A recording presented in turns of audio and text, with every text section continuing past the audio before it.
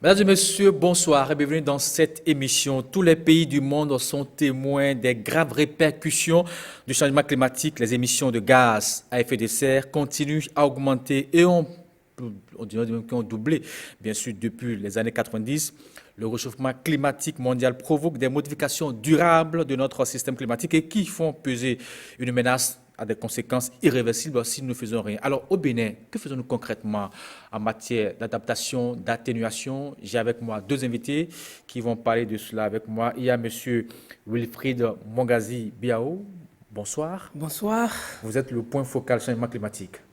C'est bien cela? Oui, c'est bien ça. Merci. En face de vous, Ilano Meda Winakoa. Vous êtes le directeur de la gestion des changements climatiques. C'est bien ça, monsieur le journaliste. Merci d'être là. Merci beaucoup. C'est vrai que quand on parle de changement climatique, le thème, on l'a beaucoup utilisé.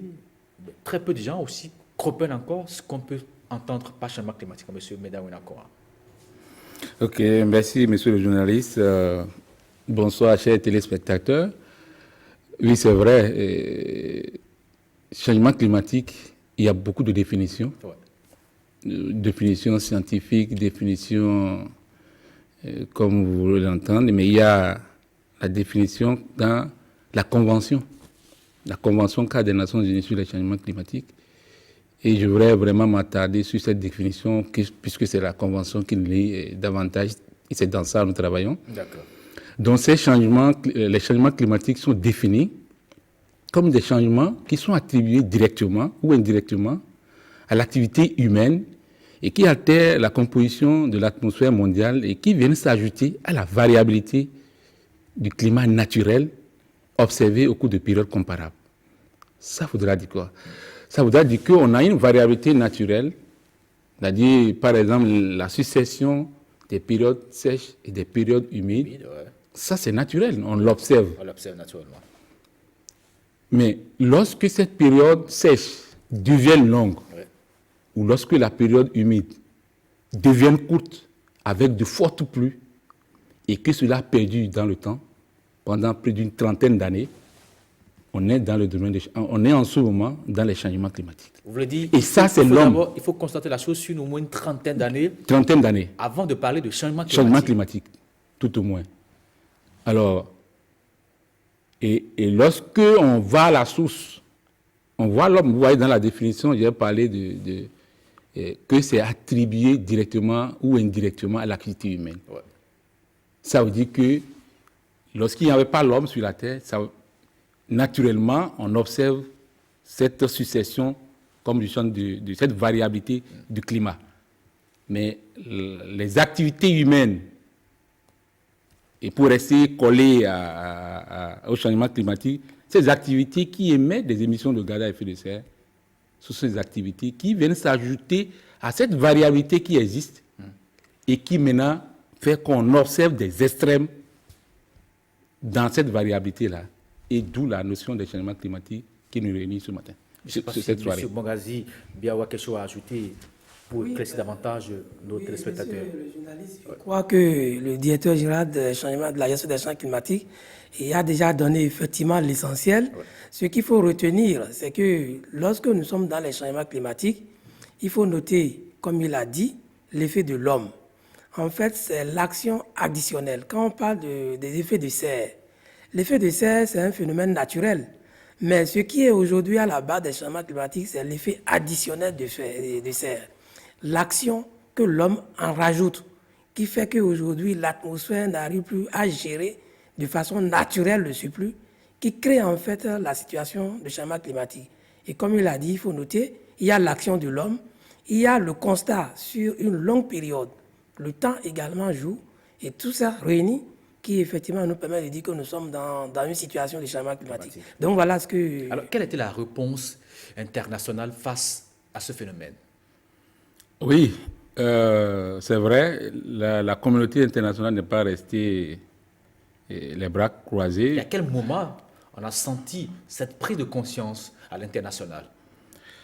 On peut dire globalement que c'est dans les années 80 que cette notion, cette question est apparue à l'ordre du jour de l'agenda politique, où les décideurs ont commencé à vouloir comprendre c'est quoi cette question de changement climatique et à quoi cela retourne et quelles sont les preuves. Vous savez, avant qu'on aille à un accord, vous savez, les accords, quand on parle de convention, ça se fait avec les États, c'est avec le gouvernement. Ouais. Alors, donc, ces acteurs politiques, ces décideurs ont voulu avoir des preuves scientifiques, des données qui doivent leur permettre vraiment de savoir qu'effectivement, les changements climatiques constituent une menace. Alors, très tôt, il a été mis en place, dans les années 1988, le groupe qu'on appelle le groupe d'experts intergouvernemental sur l'évolution du climat, GIEC, par l'Organisation météorologique mondiale et puis le programme des Nations Unies pour l'environnement, actuellement connu sous le vocable ONU Environnement. Alors, donc, très tôt, ce groupe a commencé par travailler, a commencé par réunir des données scientifiques, des recherches qui ont été menées déjà en ce moment-là. Et puis, très tôt, ce groupe a publié son premier rapport. Son premier rapport en 1990. Et ce rapport a confirmé effectivement que les changements climatiques constituent une menace pour le développement et qu'il est nécessaire d'aller à un accord. Que sinon, ça ne va pas. Alors donc, les décideurs ont commencé par prendre conscience parce que c'est des preuves que ce document-là, ce rapport a exhibé. Alors, il fallait maintenant, quand il faut aller à un accord, il faut qu'on négocie. D'où il a été mis en place un groupe de négociation, un groupe intergouvernemental de négociation, pour aller maintenant à cet accord-là. Ce groupe a commencé par travailler. Et déjà, en 1992, la Convention cadre des Nations Unies sur les changements climatiques a été adoptée le 9 mai 1992. Alors, adoptée en 1992, donc il fallait que les États aillent à la signature de cet accord. Donc, l'ouverture à la signature des États a été faite le 4 juin 1992 au sommet de la Terre, c'est-à-dire à la conférence des Nations Unies sur l'environnement et le développement. Et puis, par la suite... À Rio. À Rio, exactement, à Rio de Janeiro. Et notre pays, là, vous voyez, il dit le 9 mai 1992. Et déjà, le 13 juin 1992, notre pays l'a signé. Il a ratifié également cette convention le 30 juin 1994, alors que cette convention est entrée en vigueur le 21 mars 1994. Donc, voilà si on va résumer en termes d'historique, comment on est arrivé à cette convention, comment on est arrivé à cet accord, voilà ce qu'on peut dire. Donc, c'est dans les années 80 que le débat a commencé par aller au niveau politique. Et puis, progressivement, cette convention a été mise en place ou a été adoptée le 9 mai 1992. Alors, depuis cette date à ce jour, c'est vrai qu'il y a beaucoup de rencontres pour une prise de conscience, montrer un peu l'effet des changements climatiques sur notre vécu quotidien. Mais apparemment, la prise de conscience n'est pas encore acceptée par tous. Oui, merci beaucoup, monsieur le journaliste. Ça, le constat est juste. Et comme le directeur de la gestion des changements climatiques le disait tantôt, déjà au sommet de la Terre en 1992, la Convention cadre des Nations Unies sur les changements climatiques a été adoptée. Ouais. Et très rapidement, la Convention est entrée en vigueur en 1994. Mais dites-vous que l'objectif donc de la Convention, c'était quoi? C'était de stabiliser donc la concentration des gaz à effet de serre à un niveau qui empêcherait toute perturbation du système climatique et permettre que de façon naturelle, que les écosystèmes puissent s'adapter et que le développement socio-économique puisse se faire de façon durable. Donc, globalement, voilà l'objectif de la Convention cadre des Nations Unies sur les changements climatiques qui a été donc signée en 1992 et qui est entrée en vigueur en 1994. Le constat, 3 ans plus tard, on a constaté que les objectifs n'étaient pas atteints. Et pourquoi? Et voilà, et c'est ce qui a conduit donc 3 ans plus tard à donc l'adoption d'un autre instrument, le protocole de Kyoto. Ça veut dire que cette convention n'a pas suffi pour régler une fois pour de bon le problème. Voilà. Il n'y a pas eu de consensus autour de la question, c'est cela? En fait, ce n'est pas un problème de consensus, c'est dans la mise en œuvre en fait, de ce qui a été retenu. Alors, c'est quoi comment le blocage, maintenu? Oui. En fait, parce qu'il fallait travailler à stabiliser la concentration des gaz à effet de serre, il fallait limiter. Et on a constaté qu'il y a toujours cet accroissement avec les comportements économiques et autres que les pays effectivement développés en son temps. Justement, c'est là qu'il fallait sont de gros vous dites que les émetteurs. pays développés, gros émetteurs, Voilà, n'acceptaient pas effectivement, trop à n'acceptaient pas réduire trop. leur émission de gaz à effet de serre. Tout à fait. Et c'est ça qui a conduit la communauté internationale, 3 ans plus tard, en 1997, à adopter donc le protocole de Kyoto. Et le protocole de Kyoto, c'est quoi? En fait, c'est d'amener les pays qui sont donc de l'annexe 1, ce sont les pays développés, les pays en transition, qui étaient donc invités à réduire leur émission donc, de gaz à effet de serre de l'ordre de 5%. Voilà ce qui a été retenu donc, en 1997. Et par rapport à ça, pour permettre que donc, ces pays-là puissent honorer leur engagement, Alors, c'est quoi ces pays? les pays Quelques développés, exemples. les pays, les Mais pas les États-Unis, États-Unis, la France, l'Allemagne, voilà, l'Angleterre, l'Angleterre. ainsi de suite, Donc voilà. les pays qu'on reconnaît quand même. Et la Chine faisait partie Non, de... non, non, tu sais, la Chine aujourd'hui, c'est le problème qui, en fait, qui se pose. On va en venir dans les détails par rapport à ça. Donc, ces pays qui étaient considérés donc, de l'annexe 1, devaient donc, et les pays en transition, devaient donc faire cet effort de réduction. On parle de pays en transition, c'est qui ces pays en transition? C'est les pays en fait qui n'étaient pas trop développés, mais qui avaient amorcé un développement, d'accord? Quelques exemples de ces pays justement en transition. Les pays en transition, Vous parlez par exemple du Brésil, c'est cela? par rapport, voilà, le Brésil par exemple. Ouais. Donc ces pays devaient donc également se joindre aux pays développés pour réduire donc leurs émissions de l'ordre de 5%. Et il fallait donc mettre à contribution 3 mécanismes qui étaient mis en place pour permettre quand même un mécanisme de flexibilité qui était mis en place pour permettre à ces pays-là d'honorer leur engagement et permettre également aux pays en développement comme le nôtre de pouvoir contribuer à se développer de façon donc respectueuse de l'environnement. Donc il y avait 2 mécanismes entre les pays développés et les 2 mécanismes, il y avait la mise en œuvre conjointe et les échanges donc de droits d'émission. Ça devait se faire entre les pays développés. Maintenant, entre pays développés et pays en développement, c'est notre fameux donc, le mécanisme de développement propre, le MDP. Ça, c'est pour permettre aux pays développés d'honorer leur engagement et au même moment permettre aux pays en développement comme le nôtre de continuer par se développer de façon respectueuse de l'environnement. Donc voilà ce qui est en fait, par rapport au protocole de Kyoto, ce qui a été retenu. Mais est-ce que ce protocole vraiment a permis de corriger quelque chose? Si au niveau de la Convention, on n'a pas pu du moins respecter les engagements pris, est-ce que le protocole a corrigé quelque chose? Justement, le protocole n'a pas permis, en fait. Voilà. C'est parce que ça n'a pas pu effectivement ramener ces pays, parce qu'ils devaient payer le lourd tribut, les pays développés. Donc, il y avait d'abord une première phase Est-ce d'engagement. qu'on pourrait dire qu'ils ont refusé de payer sur le truc? Non, ce n'est pas un refus. En fait, tu vois, c'est une contrainte.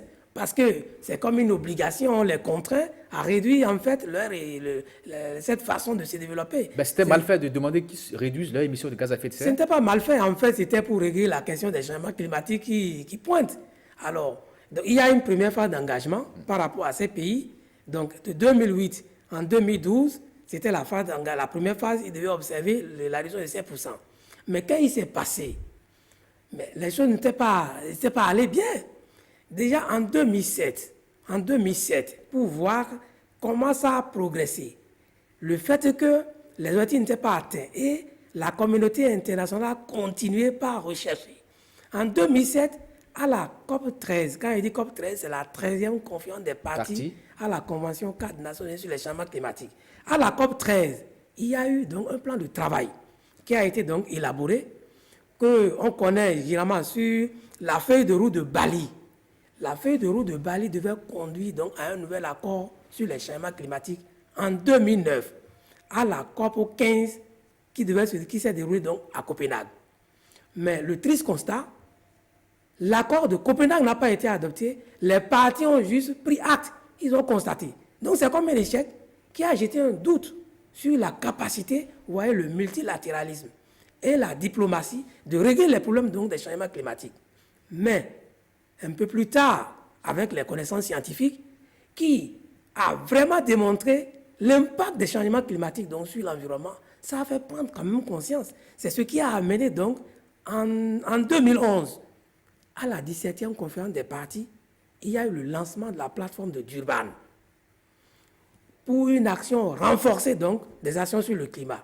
Et par rapport à ça, il fallait donc aboutir à un accord juridique ou un test qui a valeur donc de droit qu'il fallait soumettre donc en 2015 à la Monsieur COP Bogazi, 21. je vous coupe pas, mais je vais revenir à M. Winakon. Est-ce qu'on ne pourrait pas dire, depuis 92 jusqu'à 2011 à la COP de Copenhague, et Non, qu'on traîne 2011 à Durban. à Durban, et qu'on continue à traîner, est-ce qu'on ne pourrait pas dire qu'il y a une certaine mauvaise foi entre griffes des pays grands émetteurs de gaz à effet de serre qui ne veulent pas réduire leurs émissions? Monsieur le journaliste, ce n'est pas exactement ça. Ce n'est Ah pas oui. une question de... Si on le dit comme ça va être très simple. Parce que Qu'est-ce qu'on pourrait dire alors? Il faut comprendre déjà oui, tout à l'heure... cette lenteur qui a oui, accepté à oui, réduire leurs émissions de gaz à effet de serre. C'est vrai. On note la lenteur, surtout nous en tant que pays en développement qui subissent plus. Les effets, On comprend ces exactement changements ça. climatiques, oui. Mais il s'agit de questions de développement.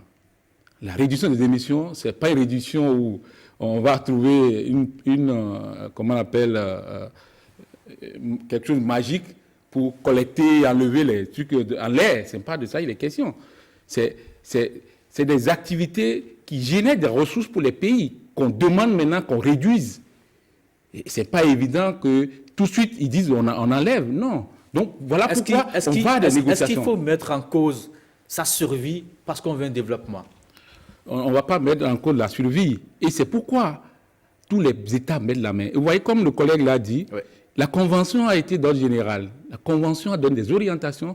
Vous voyez, conformément à l'article 2, qui définit bien l'objectif de la convention, il a bien rappelé cela. Vous voyez, c'est général. On dit il faut que les écosystèmes s'adaptent naturellement. Il faut que la production agricole ne soit pas menacée. Il faut que le développement économique se poursuive normalement. Ça, c'est général. C'est ça, on est allé maintenant à des précisions. En réalité, le protocole de Kyoto est venu pour donner des précisions. On dit on fait quoi. Et dans ce fait quoi, c'est la réduction, pour résumer un peu ce qu'il a dit. On dit on réduit, dans ce document, on dit on réduit de 5% oui. par rapport aux émissions pré-industrielles de 90, on réduit de 5%. Et ça ne concerne pas tous les pays, ni tous les pays développés. Voilà. Ni une partie de ces pays développés-là. Donc, c'est normal qu'au fil du temps, qu'on recourt à tout le monde. Je vais caricaturer comme ça. Ouais. Ce qui a fait qu'on est allé à l'accord de Paris, bon, cette fois-ci, ça concerne tout le monde. Il n'y a plus... moi, je suis pays développé, je suis pays en développement. On dit le peu que tu peux, alors il faut... On met tout sur la table. On met tout le monde met sur la table, tout le monde met la main à la pâte, comme on le dit. Chacun à son niveau doit jouer sa partition. Et de la façon dont il peut. D'où cette notion, bien entendu, avec la différenciation qu'il y a entre les différents pays. Mais il n'y a plus de... On dit non, il n'y a pas... Nous, on ne fait plus rien parce qu'on est pays de PMA ou pays ceci. Non. Le Bénin a aujourd'hui un document dans lequel il dit voilà ce que je peux faire d'ici 2030 pour contribuer à l'effort mondial de réduction des émissions de gaz à effet de serre afin que demain, nous puissions le dire. Et dans l'accord de Paris, vous voyez, au regard comme je l'ai dit, j'ai dit tout à l'heure, notre référence dans les négociations, la référence pour les décisions qu'on prend dans le cadre du changement climatique, c'est les données scientifiques. Le GIEC est toujours là pour, comme on le dit, pour sonner et dire attention. C'est vrai que vous parlez du GIEC, M. Meda Winakon. Est-ce qu'on n'a pas encore l'impression que ces décideurs politiques n'écoutent pas du tout ou ne veulent même pas lire ce qu'envoie le GIEC pour dire attention, si on ne prend pas garde, on risque tous de disparaître? Non, monsieur le journaliste, et je crois que vous êtes avec moi. On a eu la chance d'aller au moins 3 ou 4 fois à la conférence des partis. Vous avez vu le débat. Ouais. C'est une question de développement de mon point de vue et on négocie, on cède ces pays développés. Dans ce cas, qu'est-ce qu'on priorise? Est-ce qu'il faut dire, OK, je veux le développement et après je peux mourir et après c'est cela? Ou bien il faut quand même laisser la terre à nos enfants, à la postérité?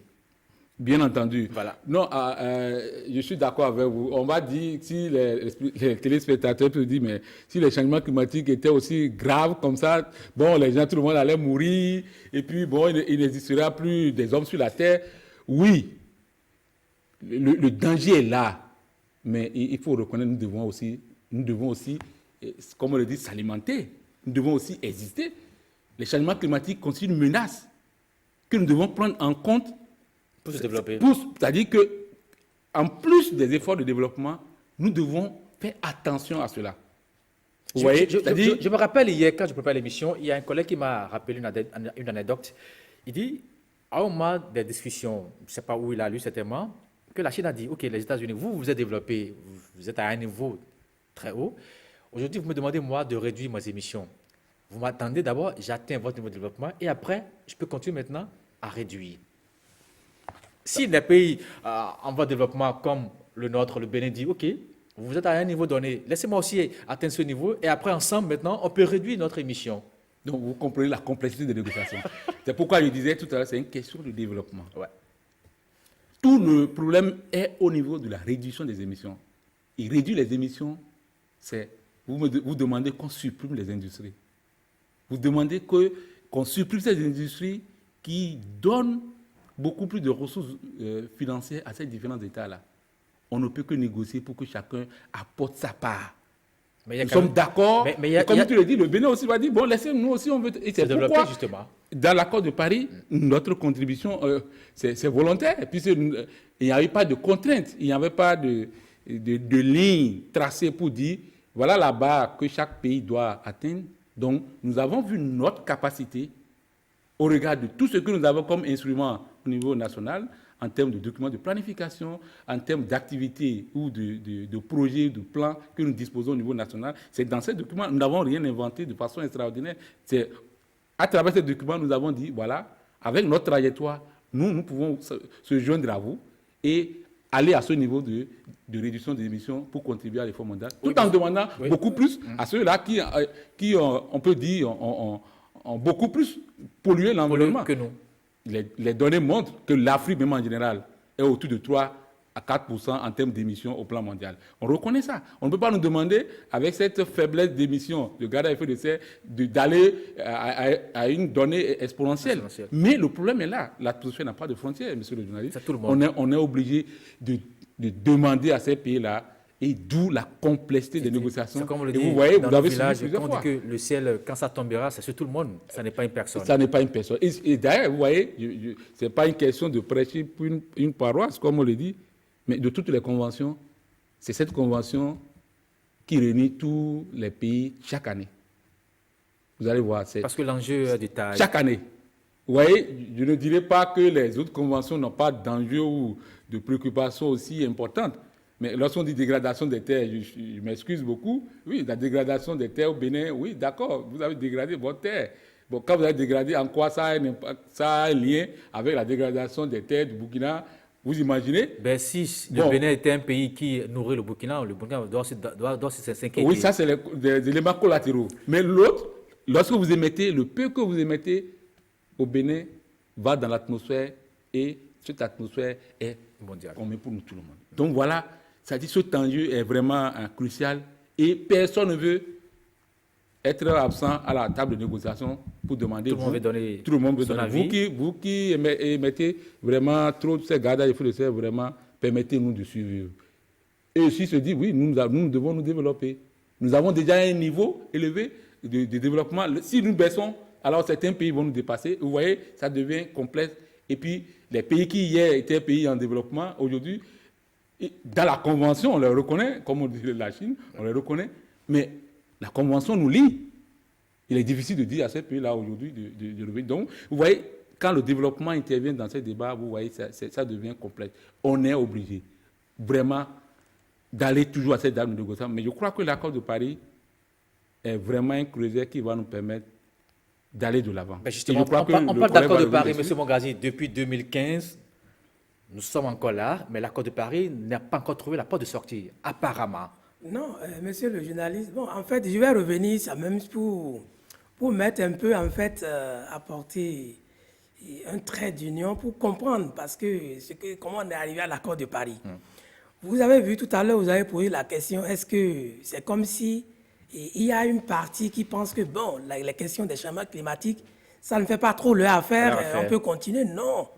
C'est pourquoi je dis, quand vous suivez, c'est parce que c'est complexe qu'il y a négociation. On négocie parce que la situation n'est pas aisée. Et quand on négocie, c'est de bout en bout, c'est de petits pas en fait. Je vous ai dit, quand on a adopté la Convention cadre des Nations Unies, l'objectif, Voilà comment nous l'avons dit. Il faut vraiment stabiliser. On a constaté 3 ans après, ce n'est pas bien. Ce n'est pas atteint les objectifs. On est allé au protocole de Kyoto. On dit, bon, vous, pays développés, réduisez de l'ordre de 5%. On a constaté, pour une première phase d'engagement, ça n'a pas donné. Voilà. On est allé encore, on dit, mais qu'est-ce qu'il faut faire? On est allé à un autre accord pour dire, ben, est-ce qu'il ne faut pas voir déjà, en 2011, avec la plateforme de Durban, qui dit, ben, est-ce qu'on ne peut pas aller encore à un autre accord qui a valeur de droit, un peu contraignante? En 2015, on a déjà prévu déjà ça. Ça n'a pas suffi. En 2012, on se dit maintenant, là, à Qatar, on a maintenant, pour une deuxième phase, avec le protocole de Kyoto, il y a une deuxième phase d'engagement. On a rehaussé. On dit maintenant, au lieu de 5%, on ira à 18%. On est allé à 10%. À Qatar, on a révisé le protocole et on a amendé le protocole de Kyoto pour dire, bon, voyons un peu l'ambition. Ça n'a pas suffi. Qu'est-ce qu'il faut faire? Vous voyez un peu le processus. Bon, l'année qui a suivi, à la COP19, à Warsaw, et à Varsovie, en anglais dit Warsaw, à Varsovie, on dit maintenant, voilà qu'est-ce qu'il faut faire. Est-ce que les décisions à Varsovie ont vraiment entériné la plateforme de Durban, mais qui allait un peu loin, dit, bon, chaque pays, là, les partis, là, vous devez préparer une contribution prévue, déterminée au niveau national, que vous devez soumettre avant donc la COP 21, avant 2015, là, il faut soumettre. Donc, pour voir un peu comment on est arrivé à l'accord de Paris. Donc, tous les pays devaient préparer un document comme ça. L'année qui a suivi, à la COP 20, il y a l'appel climatique de Lima. Lima, c'est au Pérou. On dit, allez, tous les pays, voilà, l'année prochaine, préparez votre document de contribution prévu que vous allez soumettre. Ça a été fait. Le Bénin a toujours honoré cet engagement à préparer les contributions prévues déterminées. Maintenant, on est en 2015, à l'accord de Paris. Vous voyez, l'accord de Paris est un succès. Il faut le dire, 195, voyez-vous. Est-ce qu'il faut tenir compte seulement du nombre de pays? Non, attends, je vais te dire. En dehors de l'Assemblée. Les engagements pris ne sont pas encore respectés jusque-là. En dehors de l'Assemblée générale des Nations unies annuelle là, qui se tient, qui réunit autour de 150 États, mais c'est la première fois qu'on a pu réunir 195 chefs de gouvernement et autres pour effectivement adopter. Ben, l'objectif? Attends, ça veut dire que c'est déjà Paris, c'est un succès, il faut le reconnaître. Ça a marqué quand même. Les engagements, les recommandations. Attends, c'est comme si il n'y avait pas de lueur. On voyait sombrir, l'horizon était sombre. Avec l'accord de Paris, ça a redonné espoir. On se dit, mais quelque chose est faisable. On a réuni autour de la table autant de chefs d'État. Les ONG, pour une première fois, les organisations de la société civile ont eu leur place. C'était vraiment un succès, c'est un triomphalisme par rapport à la diplomatie au niveau international. Voilà, on était à l'accord de Paris. Maintenant, comme le collègue le disait, le GIEC a fait du bon travail. Ce n'est pas que les gens ne suivent pas. Sur la base du travail du GIEC, les contributions prévues déterminées qui ont été envoyées ont été donc assemblées. On a fait une synthèse. Mais on a constaté qu'on était tous loin. On ne pouvait pas contenir la température de la Terre. On était de l'ordre de 3 même. Bon, qu'est-ce qu'il faut faire? Il faut faire un travail supplémentaire. Et le GIEC a été commis pour faire un travail. C'est là on a la question des 1.5. 1.5, oui. Il fallait donc commettre le GIEC pour produire un rapport. Quelles seraient les conséquences donc pour l'environnement et le monde entier si effectivement il y avait un changement de l'ordre de 1.5 et 2. Le GIEC a déposé son rapport. Donc voyez-vous qu'un travail se fait. Une conscience collective et individuelle maintenant, vous voyez, c'est bien, c'est clair maintenant avec l'accord de Paris. Chaque pays, c'est vrai, d'aucuns vont dire que l'accord de Paris, ce n'est pas contraignant. Justement, ce n'est pas contraignant. Mais dites-vous, il n'est pas contraignant, M. Quelle est la base, en fait, de l'accord de Paris? Est-ce que l'accord de Paris est contraignant? Moi, je dirais c'est relatif. Ah oui. Mais moi, je dis que c'est contraignant. À quel niveau? À quel niveau? Parce que, regardez, tous les pays de façon libre, ont élaboré des documents que nous appelons contributions déterminées au niveau national. Et on dit quoi des engagements qui ont été pris par ces différents pays? Oui, chaque pays est allé à l'Assemblée. Ce n'est pas quelque chose que le ministère de l'Environnement est resté pour dire, bon, voilà le document. Ça a été voté à l'Assemblée. Mais un document comme ça, on est allé à l'Assemblée, l'élu de la représentation nationale a voté, et ceci pour tous les pays. Et vous allez dire que ça, ce n'est pas contraignant. C'est déjà une obligation qu'un pays puisse aller là-bas jusqu'à ce niveau pour voter un document de ce qu'on me dit que ce n'est pas contraignant. Est-ce que les gens Quelque part, est-ce que les gens ont vrai. pris l'engagement de réduire vraiment les émissions de gaz à effet de serre? C'est ça le plus important. Cet engagement a été pris Ouais. parce que si vous ratifiez l'accord de Paris, vous êtes obligé de déposer un premier document. C'était prévu, document de contribution prévu qui nous a amené à l'accord de Paris. Mais quand vous ratifiez l'accord de Paris, le premier document que vous déposez, c'est la contribution déterminée qui vous engage désormais. Le Bénin, effectivement, a honoré ses engagements, a déposé la contribution déterminée au niveau national et dedans. Bon, c'est là, il faut remercier les autorités qui ont travaillé pour que ce document soit finalisé. Secteur par secteur, sur la base des études qui existent et qui ont indiqué quels sont les secteurs aujourd'hui par rapport à la contribution aux émissions de gaz à effet de serre au niveau national. Ces secteurs ont été identifiés. Et sur cette base, donc l'ensemble des mesures, les politiques à mettre en place pour pouvoir réduire un tant soit peu, donc les émissions que nous émettons ont été donc réalisées. Et ce document aujourd'hui, secteur par secteur, on va en arriver. Justement, vous trouvez déjà la passerelle pour qu'on en revienne ce que fait notre pays par rapport à ces différents éléments de changement climatique. Notre pays fait partie de l'humanité, on ne peut pas se mettre à part, on est dans un ensemble.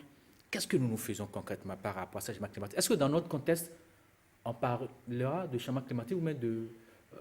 non, pas de changement climatique dans le contexte béninois. On parlera de quoi, justement? Merci, monsieur le journaliste. Moi, je ne veux pas aller dans les débats scientifiques. Moi, je dis qu'il y a changement climatique. Sans donner des précisions sur des chiffres. Je crois que les scientifiques vous diront, vous donner des explications. Mais du moment où nous observons des inondations cycliques, du moment où nos producteurs ne savent plus à quelle date mettre leur culture en terre, du moment où les cultures s'en vont, leur rendement, ils perdent leur récolte.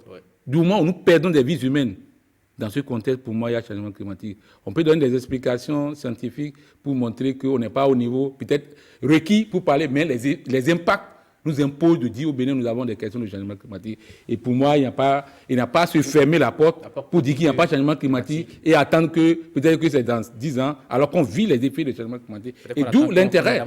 Voilà, et d'où l'intérêt de votre question. Qu'est-ce que le Bénin fait dans tout ça? Non. Je suis vraiment content que vous avez commencé par faire le chemin avec nous. Et lorsque nous allons à cette réunion, vous voyez la bataille que nous faisons. En dehors de ces accords signés, qu'on qualifie de contraire ou de non contraignant, ce qui se fait derrière est important. Nous prenons des décisions où des décisions sont prises à chaque conférence des parties. Et ces décisions ont des implications en termes d'application, en termes de mise en œuvre, que chaque État essaie de tirer les opportunités qui sont liées. La première des choses que je vais vous dire dans cette question de mise en œuvre, comme vous venez de dire, c'est l'élaboration de nos communications nationales. Peut-être que beaucoup de nos téléspectateurs ne savent pas. Nous sommes déjà à la 3e édition d'élaboration de nos communications nationales. Et ça fait quoi, ces communications nationales? Voilà. Qu'est-ce que ça apporte? Voilà. Dans ces communications nationales, la première, nous l'avons fait en 2001, la deuxième en 2011, la troisième vient de finir l'année passée en 2019. À l'intérieur de ce document, vous verrez clairement, en termes d'inventaire de gaz à effet de serre, puisque c'est la cause des changements climatiques. Et je crois qu'il faut que nos chercheurs ou nos étudiants à divers niveaux puissent vraiment lire ce document-là. On verra clairement comment le Bénin émet les émissions de gaz à effet de serre. Dans quel secteur nous émettons ces gaz à effet de serre-là? Et à quel niveau et quelle est la quantité que nous émettons? C'est ce document qui le dit. Alors, de façon claire, de secteur par secteur. Alors, prenons quelques secteurs dans lesquels nous émettons beaucoup. Dans le secteur de l'agriculture. De la première, bien entendu, malheureusement, et mieux encore, c'est dans ce secteur que c'est le secteur le plus vulnérable, puisque je vais en venir également là, pour le second aspect ou les autres aspects liés à cette communication nationale-là. Donc, dans ce document de communication, vous verrez également l'état de la vulnérabilité du Bénin. Vous voyez, donc, si aujourd'hui on dit que vous êtes vulnérable, comment on appelle, 5 ans après, vous pouvez améliorer votre état de vulnérabilité. D'où cette fréquence d'élaboration de cette communication pour voir quel est l'état actuel, comment le Bénin est passé. Donc, dans ce document, vous verrez la vulnérabilité de notre pays, secteur par secteur, et c'est les secteurs de développement. Ouais. L'agriculture, les ressources en eau, la santé, l'énergie, les zones côtières, et tout. Vous verrez comment ces différents secteurs sont vulnérables aux effets néfastes des changements climatiques.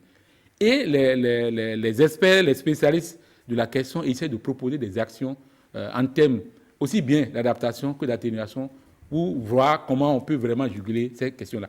Donc voilà ce premier instrument, non seulement en termes d'information, mais également en termes de documents stratégiques qui permet à tous, et c'est dans tous les pays cela se fait. Tous les pays le font, il n'y a pas d'exception. Et quand on dit qu'il n'y a pas d'engagement, je dis, bon, chacun reste à un niveau ou bien de contraindre, chacun reste à un niveau pour l'expliquer. Mais il n'y a aucun pays qui dérobe à ça. Ouais. Vous allez sur Internet, vous verrez, tous les pays, et sans exception, ils élaborent ce document-là de façon classique. Nous aussi, nous le faisons. Donc, on est déjà dans la phase de l'élaboration de la 4e communication nationale. Et je crois que vous allez nous accompagner pour qu'on communique suffisamment pour que les gens savent quel est l'état de notre pays en termes aussi bien d'émissions de gaz à effet de serre, en termes également de vulnérabilité de notre pays. Justement, je veux quand même répondre à cette question. Quel est l'état des lieux aujourd'hui en termes de vulnérabilité de notre pays au changement climatique? Que faisons-nous pour rendre nos populations plus résilientes au changement climatique? Merci, monsieur le journaliste. J'allais en venir là. Alors, lorsqu'on a ces états, on a cet état de vulnérabilité et tout, qu'est-ce qu'on fait? C'est toujours...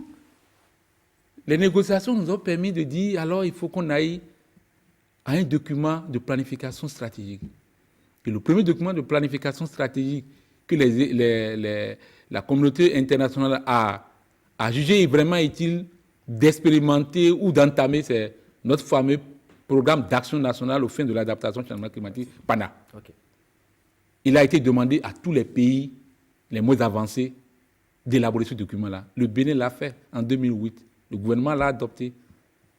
Et il était mentionné dans ce document des actions immédiates et urgentes à mettre en œuvre. Mais malheureusement, les financements n'ont pas suivi. Mais on ne dirait pas qu'on n'a rien fait. Nous avons eu 5 actions prioritaires au Bénin. La première action, c'est dans le domaine de l'agriculture et la sécurité alimentaire. La deuxième, ça concerne les ressources en eau, en termes de mobilisation des ressources en eau. La troisième concerne la biomasse énergie. La quatrième, vous verrez ça en ce qui concerne la santé, en termes de lutte contre le paludisme pour les enfants de moins de 5 ans et les femmes enceintes. Ouais. Et puis l'autre concerne la zone côtière. On ne dira pas, on n'est pas satisfait, mais le bilan n'est pas zéro. Nous avons pu avoir un projet spécifique pour la première action, c'est-à-dire l'agriculture et la sécurité alimentaire, qui nous a permis de faire au moins de 2011 à 2016, de mettre des actions aussi bien, même si c'est en phase pilote qui n'a pas couvert tout le territoire national, d'aller vraiment à cette réduction de la vulnérabilité de notre pays, aussi bien en termes d'information, en termes de renforcement des capacités des différents acteurs, en termes d'élaboration d'outils, d'intégration des changements climatiques dans les documents de planification, aussi bien au niveau national, sectoriel que communal. Au niveau du PANA 1, comme on l'appelle généralement, nous avons pu avoir ces résultats-là. Vous allez voir au niveau de la deuxième action, à travers le projet SAP Bénin, le système d'alerte précoce. Oui, exactement. Vous allez voir au niveau de la direction générale de l'eau qu'on a un système qui a été renforcé, qui permet de donner l'alerte aujourd'hui en termes de questions d'inondation ou en termes de questions de sécheresse sur le plan national. Vous abordez la question de la biomasse et de l'énergie aujourd'hui. Au niveau de la direction générale de l'énergie, vous verrez clairement que ce projet, qui est encore en cours de mise en œuvre, qui a mis en place beaucoup, j'allais dire, d'écosystèmes forestiers qui permettent également quand même en termes de réduction de cette vulnérabilité dans les différentes zones vulnérables de notre pays, afin de rester dans cette logique de réduction de la vulnérabilité. Vous voyez également au niveau de la question de la santé, nous n'avons pas eu de projet spécifique, mais notre pays se bat déjà. Il faut le reconnaître, il faut le saluer. En termes de lutte contre le paludisme, à travers la distribution des moustiquaires imprégnés et tout, on a vu notre pays conscient de la situation et a mené volontairement beaucoup d'actions. On ne dira pas que c'est purement changement climatique. Nous n'avons pas un projet concret, mais les actions du Bénin, on peut le comptabiliser dans ce contexte-là. La zone côtière, nous n'en parlons plus. Le Bénin, l'argent que le gouvernement éjecte pour protéger notre côte, on ne dira pas assez sur cette question-là. Mais Si on dit les actions prioritaires de 2008, ce n'est pas à partir de 2011 qu'on pourra mettre. Donc voilà les difficultés en termes de mise en œuvre, de répondre de façon rapide et efficace à ces questions. On a dit alors, les PANA n'ont pas répondu de façon efficace. Il va falloir qu'on réfléchisse à moyen et à long terme. Réfléchissons à moyen et à long terme. Et voilà pourquoi on est aujourd'hui dans le contexte d'élaboration d'un plan national d'adaptation au changement climatique.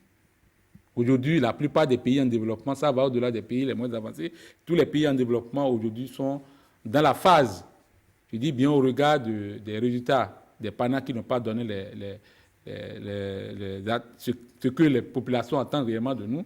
Ouais. On passe maintenant au PNA, les plans nationaux d'adaptation, pour voir le moyen et le long terme, pour utiliser des modèles scientifiques qui vont nous permettre vraiment de voir comment on projette notre vulnérabilité dans le temps pour que nous puissions anticiper sur les actions pour éviter le pire demain.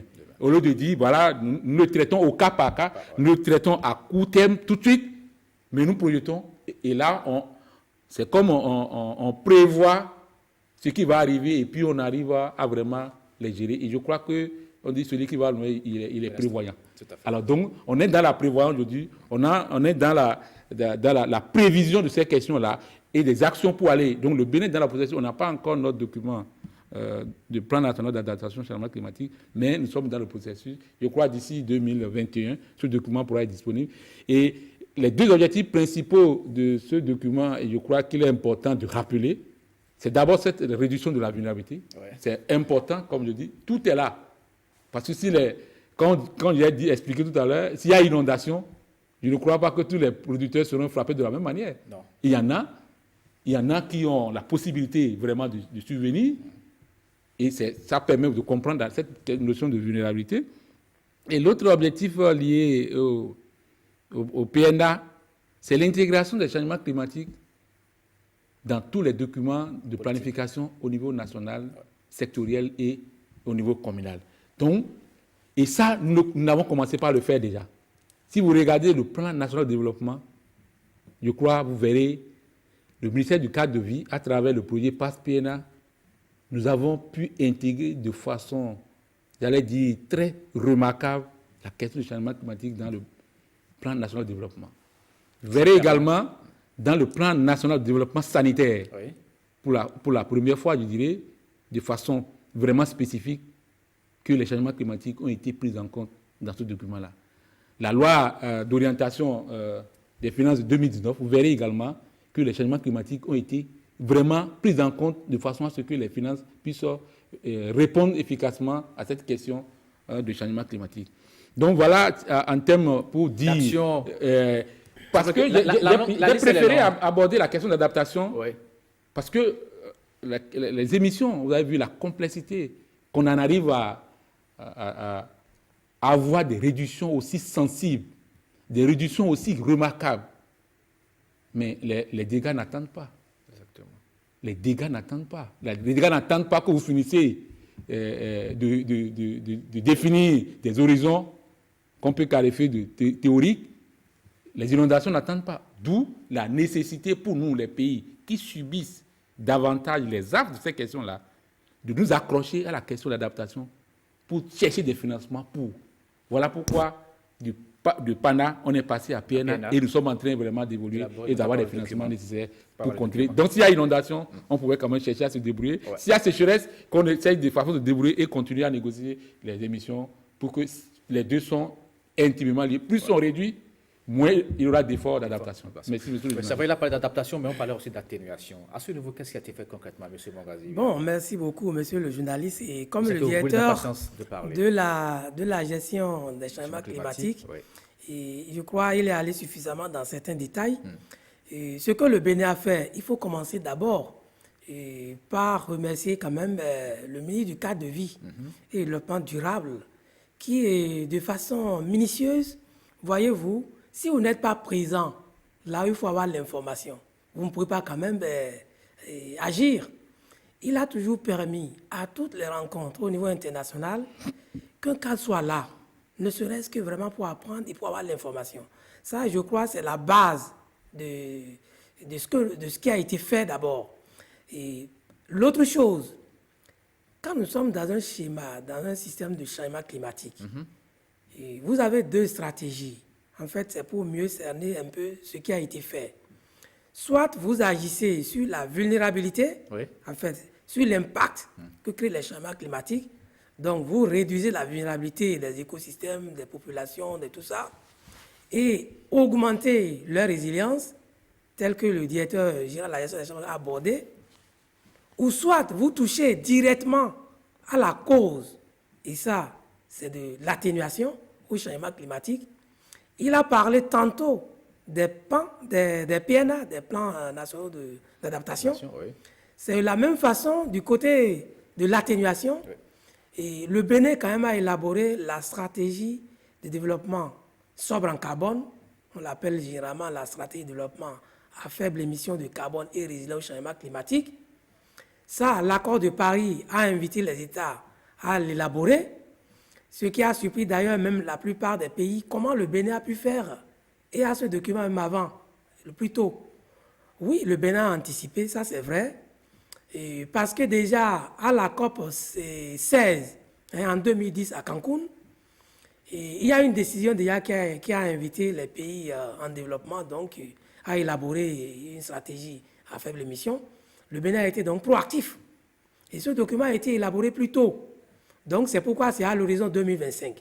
Alors l'accord de Paris a demandé que les parties élaborent ce document à l'horizon 2050. Donc ce qui est sûr, ce document sera actualisé. Oui. Et en 2024, déjà, parce que ça vient à expiration en 2025, pour donc rendre ça conforme donc, à l'orientation donnée par l'accord de Paris. Et dans ce cadre-là, quels sont les trois piliers par rapport donc à la stratégie de développement à faible émission de carbone et résilient au changement climatique? Il y a trois piliers. Et un des piliers, quand même, c'est comment améliorer, vous voyez, la résilience au niveau donc des communautés, de façon à résumer. Le second pilier, c'est comment faire pour, vous voyez, améliorer les puits de carbone, vous voyez, augmenter le pouvoir de séquestration de nos forêts. Et le troisième pilier, c'est comment donc la construction, la réalisation des barrages à but multiples. Alors, donc, le document de stratégie à faible émission de carbone, c'est toutes les activités, en fait, voyez-vous, qui contribuent à réduire de façon quand même significative les émissions de gaz à effet de serre. Et par rapport à ça, il y a des actions que nous mettons directement au niveau du ministère, mais du fait que le ministère du cadre de vie travaille au quotidien et comme chef de file, comme point focal de la Convention des Nations Unies sur les changements climatiques, de façon transversale, tous les secteurs bénéficient donc de cet avantage. Donc le ministère du cadre de vie ne travaille pas de façon spécifique pour le cadre de vie. En fait, le ministère du cadre de vie. Mais on travaille pour tout le pays, pour tous les secteurs. Exactement. Et quand vous voyez, tel qu'aujourd'hui, les contributions déterminées au niveau de la nation du Bénin ont été élaborées, vous verrez en tête, comme le directeur de l'agence de gestion il a déjà dit, le secteur de l'agriculture, c'est un secteur qui contribue quand même à une part élevée aux émissions de gaz à effet de serre. Mais en tête, par rapport au secteur, le secteur de l'énergie, qui contribue donc aussi à fort potentiel et aux émissions de gaz à effet de serre. Et par rapport à ça, voyez-vous, il y a des mesures qui sont mises en place là-bas, de façon directe ou indirecte, par le ministère du cadre de vie, pour permettre au ministère donc, de l'énergie de continuer par bénéficier du fait qu'aujourd'hui... Monsieur Mongwazi, on m'a dit que le temps est déjà fini, on ira très rapidement. Bon, donc, si je me résume, aujourd'hui, Oui. voyez-vous, il y a beaucoup d'actions en cours et les besoins en technologie, ça il faut le souligner. Il y a effectivement un collègue qui travaille dans ce cadre qui va venir exposer parce que la question des technologies à mettre, c'est important. Et ça, c'est un travail qui a été d'être fait. Il y a la mise en œuvre des contributions déterminées au niveau national. Le ministre du cadre vie aujourd'hui a permis qu'on puisse quand même adhérer au NDC Partnership. C'est en fait une fêtière des partenaires politiques, mais qui permettent aujourd'hui, dans le cadre de l'accord de Paris, de pouvoir honorer nos engagements. Ça, il faut reconnaître, le ministre du cadre de vie a permis que le Bénin adhère. Et les partenaires aujourd'hui sont en train de courir pour aider le Bénin dans ce cadre-là. Il y a en cours là maintenant un plan de partenariat qui est en train d'être finalisé. Et dans ce plan de partenariat, ça montre toutes les actions au niveau du document de contribution qui ont besoin de financement. Et c'est les partenaires même qui se lèvent pour nous aider à mobiliser. Je crois que c'est une action phare. Le ministre également, aujourd'hui, a signé un protocole d'accord avec Stockholm Environment Institute. C'est quand même un institut au niveau qui est logé aux États-Unis, qui travaille sur les modèles. Donc aujourd'hui, notre ministre a pu avoir un protocole d'accord. On va former aujourd'hui les cadres, non seulement du ministère, mais des Béninois, par rapport donc à l'utilisation du LIPS, qui est quand même un logiciel phare pour l'estimation aujourd'hui, les scénarios climatiques. Et dans ce cadre, je crois, c'est quand même des choses qui ont été réalisées. Le collègue a parlé donc des communications nationales. On va pas revenir dessus parce qu'il a Maintenant, dit... il y a, dans le cas de l'accord de Paris, vous voyez, il y a le cas de transparence. Vous avez 30 secondes, M. Mongazi. Bon, je crois, et c'est important de le notifier, le Capacity Building Initiative for Transparency, c'est l'initiative d'accord pour le renforcement des capacités pour la transparence.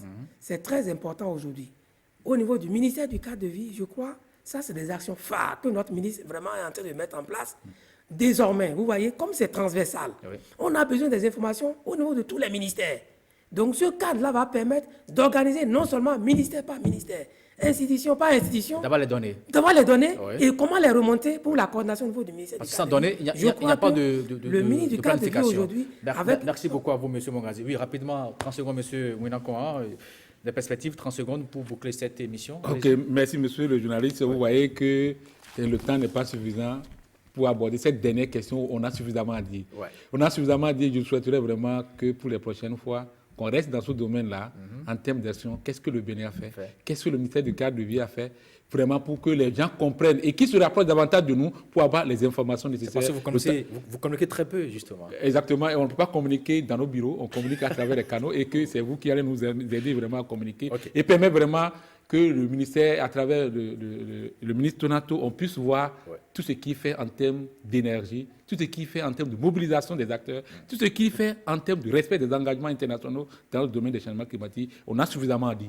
Merci. Vraiment, le temps ne nous a pas permis d'aller dans Merci beaucoup, loin, M. Meda Winankoa. Je rappelle que vous êtes le directeur de la gestion des changements climatiques. En face de vous, c'est le point focal, changement climatique au Bénin.